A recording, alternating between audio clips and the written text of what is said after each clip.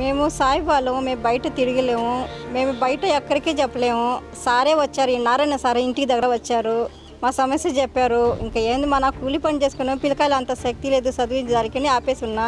Sir నేను చదివిస్తానని చెప్పారు. సరే అని చాలా ఓకే చెప్పారు. ఇప్పుడు మన తుఫాన్లో వాన వరద అన్నీ వచ్చినాక ఎవ్వరు ఏం పట్టించుకోలేదు. ఆ సార్ వచ్చి ఇంటి పట్టలు అన్నీ ఇచ్చారు. ఇంటి కాపుదానికి అన్నీ గాలికి వెళ్ళిపోతే ఆ సారి చాలా సాయం చేశారు మాకు. ఆ సార్ మీదే మాకు ఓటంతా సాయం చాలా. ఎంతమంది పిల్లలు?